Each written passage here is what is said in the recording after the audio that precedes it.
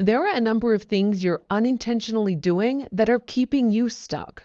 And this feeling can lead you to feel frustrated, disheartened, despondent, or even numb if it persists. It also means you're not progressing towards your goals and you're stagnating. So if you're feeling this now, or if you've ever felt this in the past, in this episode, I want to share with you 5 habits that could be contributing to you feeling stuck and not progressing, and simply at essential principles to get unstuck for good. So let's get right to it. The first reason why you might be stuck: you're an infomaniac. Are you obsessed with learning and acquiring knowledge, and maybe have a fear of being out of the loop? Do you always feel like you're always on? You might be someone who's constantly Googling, how does this work and what's that made of? Or you might have an excessive need to constantly check emails, social media, and online news. It's been called infomania, which isn't a clinical diagnosis, but it has been linked to a fear of missing out. I only came across the term last year, and I can definitely see how it's playing out given this information overloaded world that we're all living in and the compulsive need that some people have to consume information. But here's the thing: this insatiable thirst for knowledge, or to have your finger on the pulse at all times, can seriously reduce your ability to focus on tasks. It reduces your mental sharpness, and it can even impact the quality of your sleep. And all of these things take you away from moving forwards towards your goals and towards your aspirations. So you end up feeling busy all the time and yet not progressing, keeping you stuck in information overload. The second reason why you might feel stuck is that you're in the knowing doing trap. You're passionate about self-development, you're committed to your growth, and you already know a lot of stuff about what you could do to develop, to advance, and to achieve your goals and better your life. You know it intellectually, but you don't do it. You don't implement. You don't apply the knowledge. This is called the knowing-doing gap, coined by Jeffrey Pfeffer and Robert Sutton in their Harvard Business Review article all the way back in 1999. It was clearly a problem then, and I believe it's only become magnified since, and it's so easy to get stuck into it. In this information overloaded world that we live in, where a lot of us are also experiencing infomania, there's almost a seductive quality associated with learning, absorbing, and consuming information. Each time you do, you get that beautiful, rewarding dopamine hit.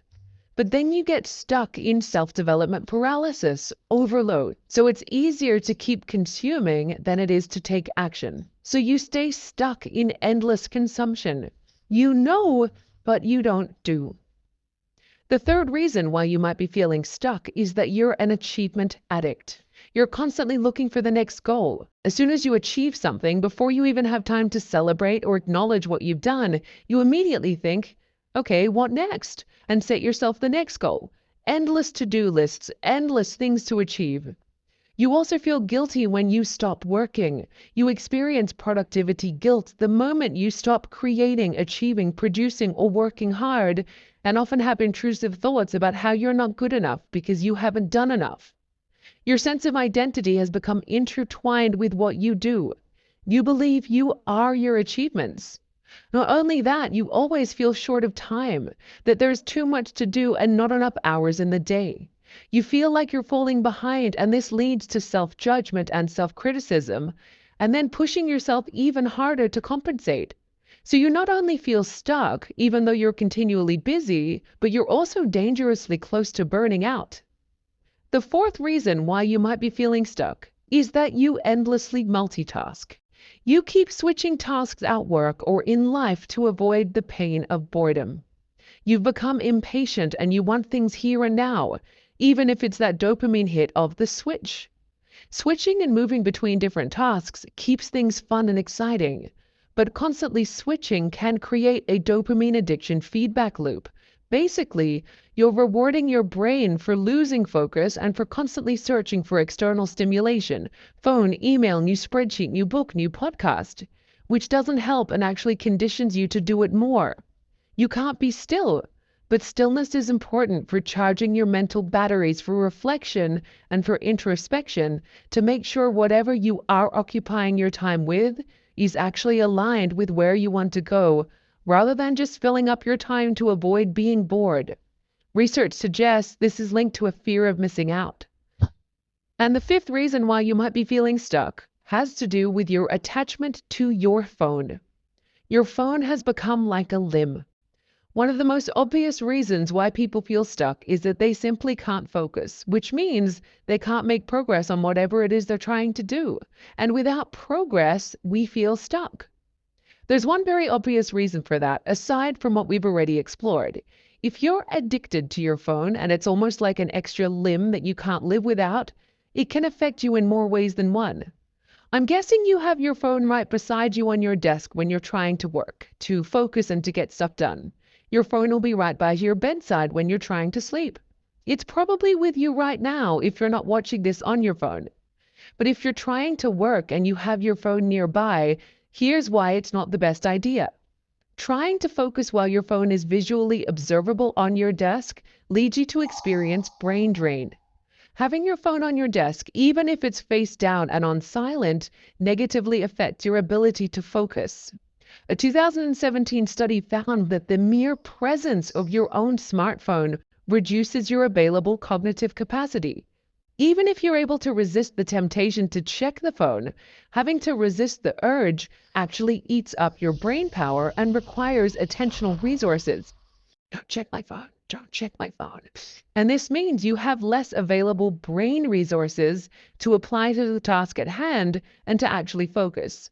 So it keeps you feeling stuck because it takes you longer to do what you need to do, makes it harder for you to focus, and leaves you feeling depleted. So which of the 5 do you relate to the most? Leave a comment with which one you resonated with. And now, to help you get unstuck, here are 5 recommendations. First, if you're suffering from infomania, stop. Take a step back. Breathe. The next time you have an urge to pick up your phone to Google something, to open a new tab, to read that pressing news article, or consume more information, resist. Resist for just 5 minutes. This way you're consciously reclaiming control and you can incrementally start to improve your capacity for longer focus periods by training your brain. And you'll start to detach from your need to constantly have all the answers here and now. Second, if you're stuck in the knowing-doing trap and you can't seem to take action or implement, go back to the last podcast you listened to, YouTube video you watched, or book you read, and identify just one thing that you're going to put into practice. Just one thing. And then take action. Don't jump to the next thing until you've invested time in implementation. You will be so much better for it. Third, if you're an achievement addict, carve out and schedule mindful leisure time. It's essential. Surround yourself with people who value you for who you are, not what you've done, and remind yourself that you are worth so much more than what you've achieved. This might require you to unfollow connections on LinkedIn who continually post about their new promotion or their industry awards. Consciously stop comparing yourself, and you'll find that when you slow down, there's actually a lot to appreciate. Fourth, if you're an endless multitasker, you'll know that constantly doing things and swapping between tasks is more stressful than rewarding. So you need to recondition yourself to become comfortable with being alone with yourself and with your thoughts. When you're feeling a little agitated because you're bored of whatever you're currently doing, see if you can resist the urge to open a new tab or reach for your phone. Stick with what you're doing for just 5 minutes more. Even if it means being alone with your thoughts for an extra 5 minutes, you can grab a pen and paper and journal, write about what you're experiencing. That in itself can be a really powerful mindfulness practice. This way, you can incrementally start to improve your ability to resist the urge to move on to new things immediately by training your willpower muscle. You'll also start to normalize that feeling of boredom and can learn to reframe it as a moment of stillness. You might find that over time, that urge to multitask actually starts to become much weaker. Now, an extra tip that I find very helpful is when you notice the urge to move on to the next thing, stop and take a deep breath. This can become your centering practice to remind yourself to be in the moment rather than to operate on impulse. And fifth, who's addicted to their phone? If this is you and you're struggling to focus and your phone's on your desk where you can see it, put it away. Put it out of sight, in a drawer, in your bag, wherever you won't see it or be tempted to check it. This makes sure that you're able to retain the highest possible cognitive and attentional capacity, and it helps you avoid brain drain. It's simple, but it can be really powerful. Now, if it helps, set yourself a timer where you'll say to yourself, I'm going to focus on this task for 45 minutes, and when the alarm goes off, I'll then get to check my phone. Sometimes a form of positive reinforcement like this can help. The fact is, as humans, we thrive when we feel that we're making progress. Making progress on our goals has been shown in research to lead to more positive emotions and greater life satisfaction. And I'm sure we can all vouch for this from our own personal experience. It feels fantastic. We also know that when we aren't progressing, we feel stuck. And sometimes the reason why we engage in any of these 5 things I just shared with you is because we don't really know the underlying reason why we're doing what we're doing. We're just going through the motions, just like everyone else. But when we're not clear on why what we're doing is important and how it links to our underlying values and purpose for living, it's all too easy to feel stuck, stagnant, and unfulfilled. So take time to reflect on your life and the impact that you want to have. How do you want to make a difference? How are you making your life one of service and being of value to others?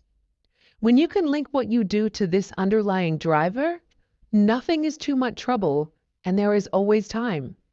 So I hope this episode was an eye-opener for some habits that you might need to change. Now remember, it's all about small incremental progress. Find one that really resonated and take action. If you enjoyed this episode, please give it a like. It really helps the channel, and hit the subscribe button. Also, hit the bell icon to be notified whenever I release a new video. And I'd love to hear from you in the comments. Which of the 5 habits do you do most often, and what is your commitment to stop? Thanks so much for tuning in.